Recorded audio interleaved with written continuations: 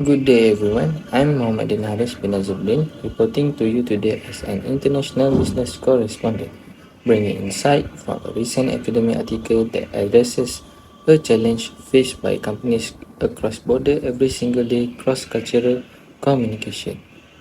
Number one, source introduction. The article I'm reporting on is titled "Cross-Cultural Communication Challenges in Global Business." How cultural differences in communication style affect international collaboration. It was published in 2024 and is available on ResearchGate, a well-known academic platform for global research sharing. This article examines how differences in communication styles across cultures can create misunderstanding, conflict, and inefficiencies in international business collaboration. Second one is key international business issues. From a global business perspective, the article highlights three major international business issues. First, miscommunication in multinational teams. When companies operate across borders, employees bring different cultural norms. Some cultures communicate directly, while others prefer indirect and high context communication. These differences often lead to confusion, delays, or even damage business relationships. Second, challenges in international negotiation. The article explains that cultural misunderstanding can affect decision making speed, trust building, and negotiation outcomes. For example, Western firms may value fast, explicit decisions, while Asian cultures may prioritize consensus and relationship building. Third, leadership and management difficulties.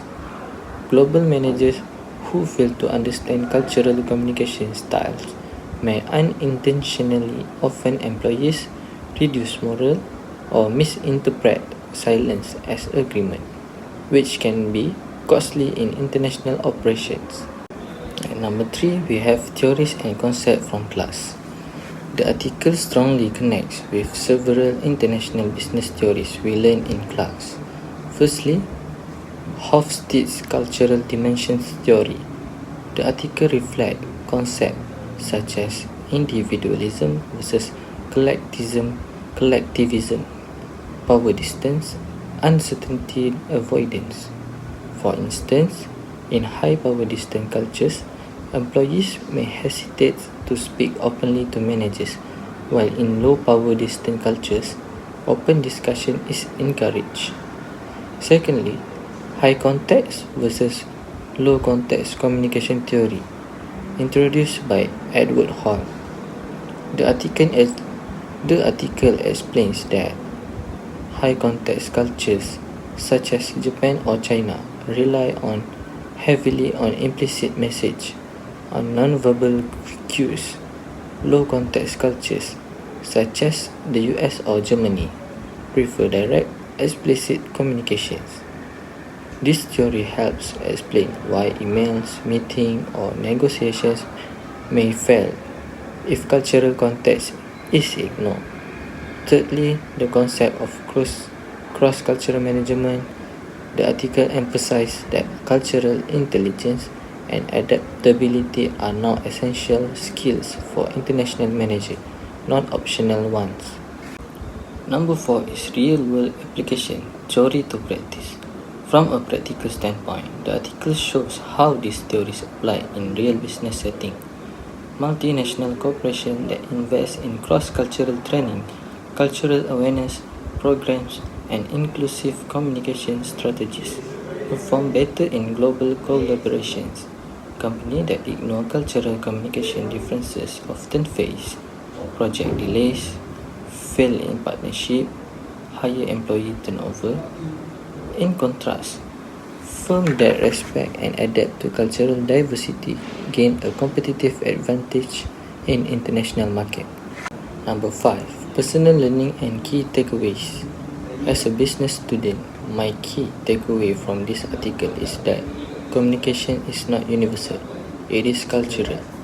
I learned that being fluent in English alone is not enough in international business. Understanding how people communicate, why they communicate that way, and what silence or indirect responses mean is equally important.